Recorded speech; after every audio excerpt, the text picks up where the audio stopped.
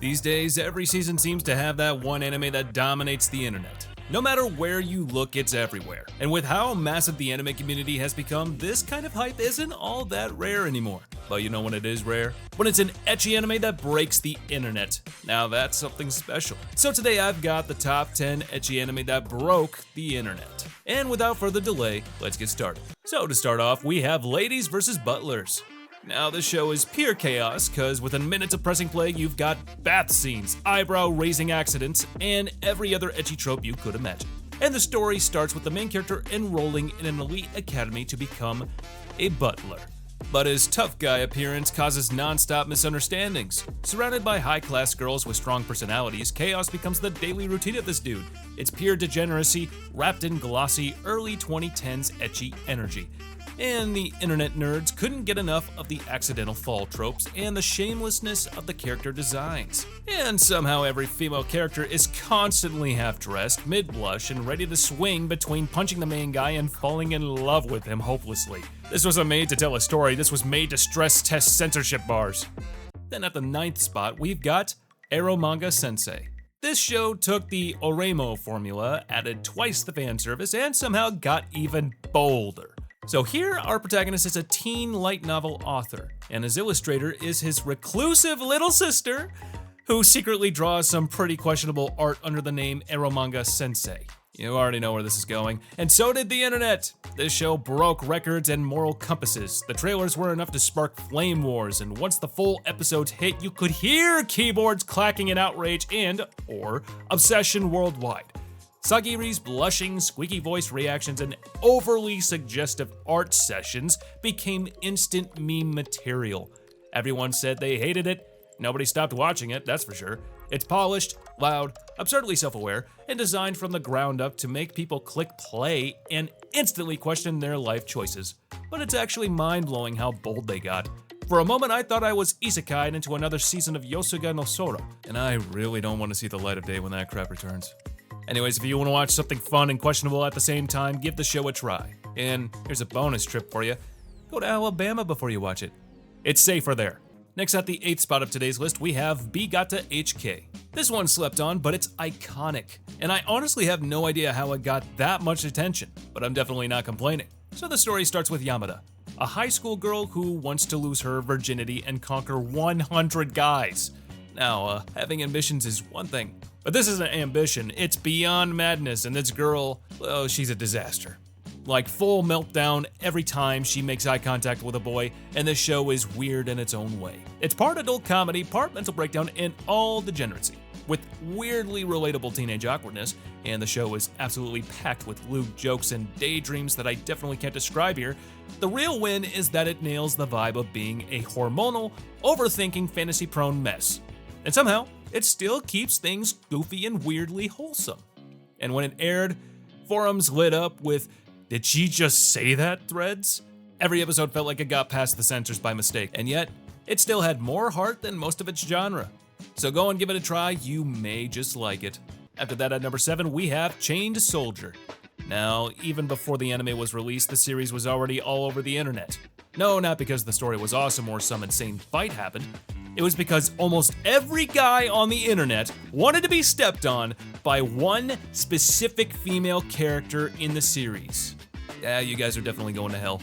Anyway, this show threw a leash on the isekai genre and said, let's get spicy. Chained Soldier has action, fantasy battles, and a guy getting passed around like a limited edition body pillow by an all-female squad of demon-slaying badasses. And want to hear the fun part? They get stronger by dominating him. Literally. Every power-up involves suggestive rituals that look like they were storyboarded after midnight. It's not subtle in any way. It's Chainsaw Man meets Prison School, with just enough plot to justify all the crap shown in the anime. No wonder the internet erupted when the first trailer dropped. Twitter threads, reaction memes, NSFW fan art in under 24 hours. It was never about whether the show was good, it was about how far it could go while still airing on TV. So if you're interested in seeing a guy get dominated for 12 episodes straight, well, this one's certainly for you, buddy. Next up at number 6, we have Is This a Zombie? Now this one broke the internet with sheer absurdity. It's part zombie action, part magical girl parody, and 100% unapologetic fan service. Our undead hero fights demons using the stolen powers of a pink magical girl outfit. Yes, full frilly skirt transformation scene and everything. All the while, he's surrounded by a tsundere necromancer, a silent chainsaw-wielding killer, and a vampire ninja. I don't know about you, but that's just my average Tuesday. So yeah, this show is filled with cross-dressing gags, skimpy outfits, hot springs, and comically aggressive physical contact. In terms of fan service, this show didn't just throw spaghetti at the wall, it launched the entire kitchen. Somehow, under all the ridiculousness, it's charming, and that's what made Twitter nerds lose it. People came for the chaos and stayed for the magical miniskirt fight scenes. Then at the 5th spot of today's list, we have Kakegurui. Oh, let me tell you that no one, and I mean no one, watched this for the gambling part. Everyone was watching something bounce, and it wasn't the dice.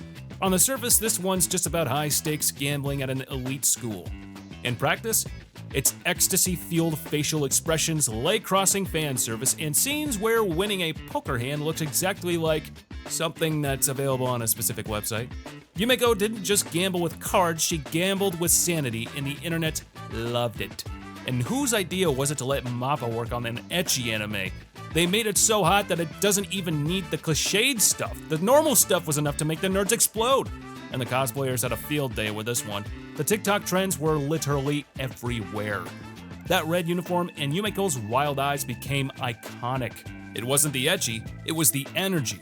Pure, unfiltered, dominant chaos. And I'd like to talk about the live action of the series that came out on Netflix a couple of months ago. And what in the actual hell was that? The show had already lost its hype and there was already a decent live action adaptation available, so just why? Let me know in the comments down below what you think, because I've just got no idea, man. And if you still haven't watched the anime, give it a try. I know you'll like it. Next up at number 4, we have To Love Ru, Darkness. This anime isn't just hot, it's a phenomenon. We're talking full-on alien girls who fall over strategically every 30 seconds. Every scene feels like it was written with one hand on a keyboard and the other reaching for the lotion. Anyways, the plot focuses on the main character whose peaceful days are long gone as he's caught in the middle of alien princess drama. Not to mention intergalactic mayhem. With more characters, more crazy gadgets, and way more tension, things just escalate fast. It's a sci-fi rom-com full of hijinks, heart, and humor. And the internet absolutely lost it over this show. Every time a new episode aired, you'd get frame-by-frame analysis of specific camera angles, and of course, it was the Reddit threads that lit up like a frickin' Christmas tree. This wasn't fan service, it was a strategic assault on decency, delivered with ultra-polished visuals and absurd commitment.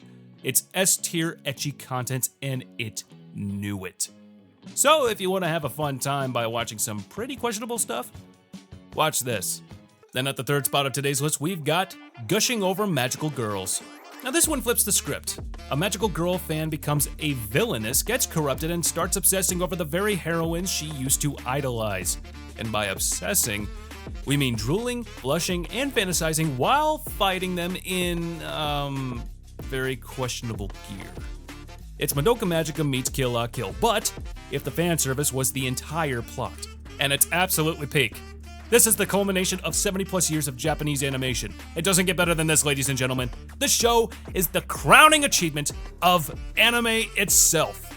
Combine 2 of the best things ever made, the magical girl genre, and you get this godsend. God, I hope this video doesn't get flagged because of that word. Anyways, the internet did a double take on this one. Crunchyroll clicks kept getting demonetized, fan art exploded with leather straps and hard eyes, and everyone was talking about how this show made degenerate stuff look cute. It's degenerate, but with glitter, Yuri tension, and transformation sequences that can melt YouTube's terms of service. So if you're in for a thrill, give this show a shot. Then at the runners-up of today's list, we have Nisemonogatari. Nothing, and I mean nothing, prepared the internet for the infamous toothbrush scene. Nisemonogatari took the mind-melting dialogue and rapid cuts of Bakemonogatari and said, what if we made it? The show focuses more on the Araragi sisters, and by focus, I mean that type of focus. And with signature fast dialogue and stunning visuals, it balances philosophical themes with surreal storytelling and plenty of witty banter. The infamous scene, Araragi brushes his sister's teeth. That's it. That's the scene. But Shaft animated it like it was the climax of an adult OVA. And the sound design was straight up illegal. Like, what the hell was even that? It just barged in and molested your ears. The internet absolutely detonated. Twitter, forums, reaction videos, everyone either paused the episode in shame or rewatched it 5 times pretending it was for the symbolism. Let's be clear, the animation was immaculate. Every frame, every angle, every unsettlingly long pause, chef's kiss. And although the show does suffer from the sequel curse and falls quite short of its first part, Bakemonogatari is definitely not disappointing. It's enjoyable, it's funny, and honestly, it offers a really good time, so be sure to watch this one. But at the top spot of today's list, we have My Dress Up Darling. But of course this was gonna break the internet, and it did, just in a different way. My Dress Up Darling isn't just fan service, it's premium, polished, perfectly balanced thirst. And Lord, it quenches. Marine is what happens when you let a character be hot and genuinely lovable. She's a gyaru, a cosplayer, a weeb, and somehow the most emotionally healthy female lead in years. And maybe we should start looking into that a little bit more. Hashtag make healthy couples a thing again. Like, please. And the anime ticks all the right boxes. It's funny, it's wholesome, and the animation is just great. But do you know what the fun part is about all of this? That animation goes into ufotable level territory whenever Marine starts to take off her clothes. Oh, you don't believe me? Go and watch the swimsuit scene in episode 2. Every camera angle is just dangerously tasteful. Every blush is atomic. Marine practically set Twitter on fire every Sunday. Screenshots, fan art, thirst posts. It was an event to say the least. This wasn't just degeneracy, it was respectable degeneracy. And season 2 is making things even better. And if you still haven't watched the show, what are you doing? Go do it right now.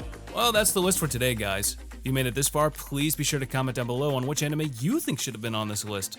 And let me know if you decided to watch any of these that we just announced. Also, if you've been here a while, don't forget to subscribe to the channel and press that bell icon. And set us all to be notified about all our latest new videos. And don't forget to like the video. And as for now, I'll catch you later. See you in the next one.